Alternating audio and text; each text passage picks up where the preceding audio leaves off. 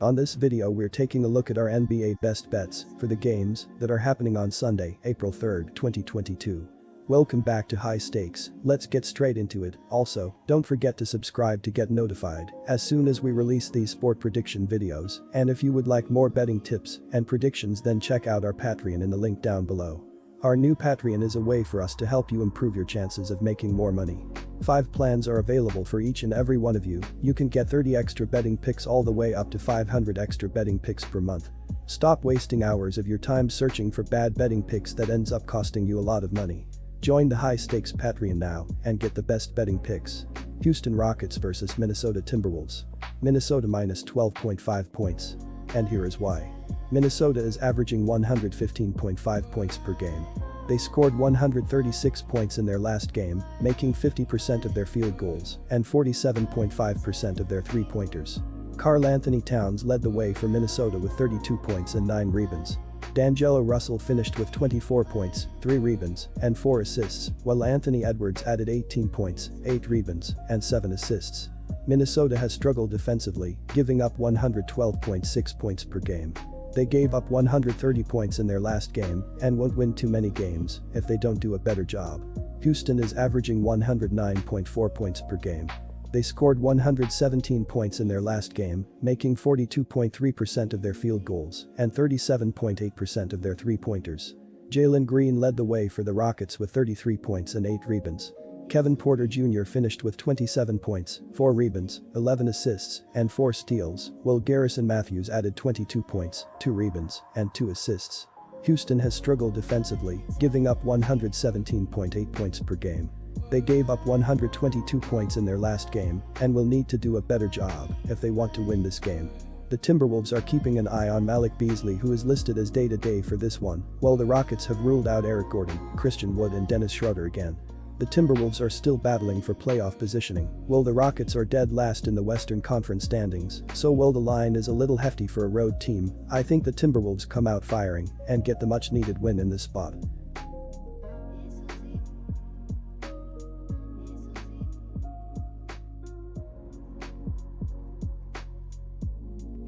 Toronto Raptors vs Miami Heat. Toronto minus 3.5 points. And here is why. Heading into Saturday night's game in Chicago, the Heat had a 1-game lead over the Bucks and were 1.5 up on the Celtics in the Eastern Conference. It will be interesting to see how Spoelstra attacks the back-to-back, especially with Jimmy Butler and Bam Adebayo being very injury-prone over the course of the regular season. Teams never want to limp into the postseason, and Toronto is following that strategy with wins in 11 of their last 13 games.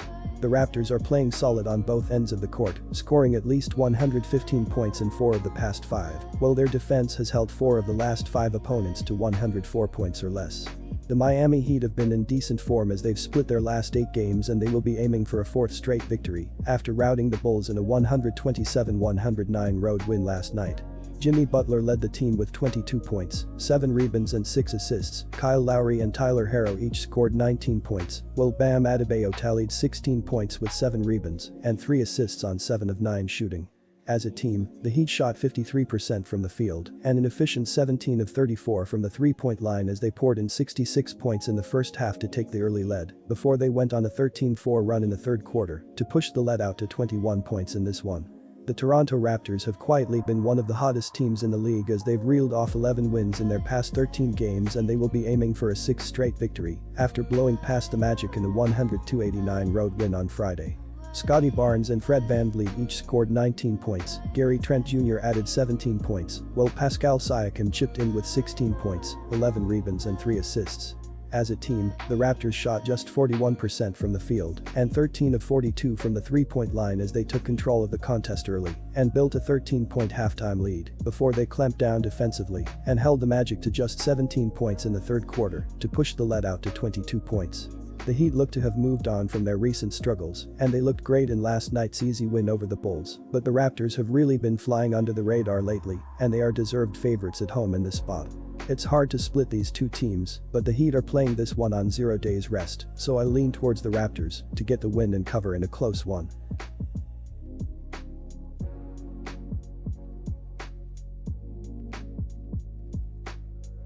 San Antonio Spurs vs Portland Trail Blazers. San Antonio minus 14.5 points, and here is why. The Portland Trail Blazers are playing the second game of a 5-game road trip.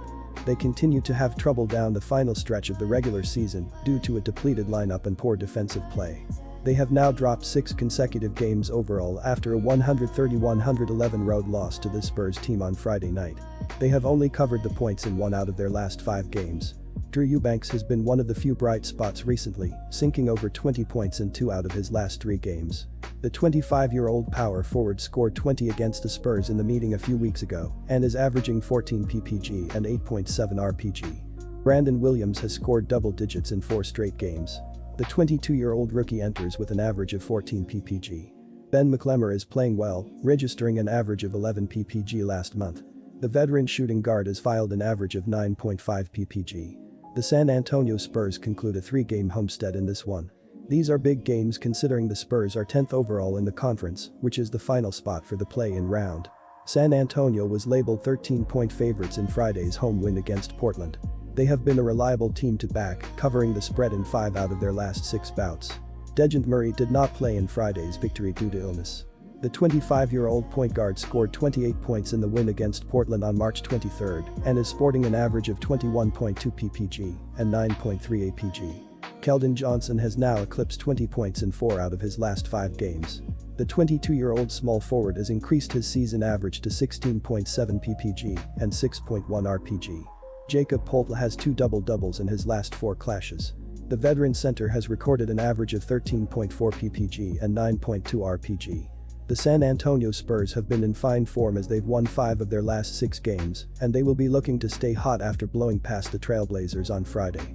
Devin Vassell led the team with 22 points, Keldon Johnson added 21 points with 6 assists, while Zach Collins chipped in with 15 points, 9 rebounds and 5 assists off the bench. As a team, the Spurs shot a healthy 56% from the field and 16 of 37 from the 3-point line as they dominated right from the start and exploded for 43 points in the second quarter to build an unassailable, which allowed them to cruise in the second half and rest some starters early. The Trailblazers are going to be severely shorthanded once again as Josh Hart, Justice Winslow and Anthony Simons are all listed as out, while the Spurs are keeping an eye on Dejounte Murray and Joshua Primo, who are both questionable.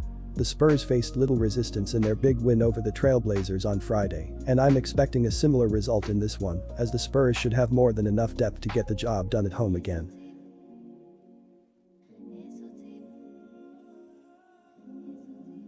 Disclaimer, no financial advice. The information on this channel is provided for education and informational purposes only, without any express or implied warranty of any kind, including warranties of accuracy, completeness, or fitness for any particular purpose. The information contained in or provided from or through this channel is not intended to be and does not constitute financial advice, investment advice, trading advice or any other advice. The information on this channel and provided from or through this channel is general in nature and is not specific to you the user or anyone else. You should not make any decision, financial, investment, trading or otherwise, based on any of the information presented on this channel without undertaking independent due diligence and consultation with a professional broker or financial advisory.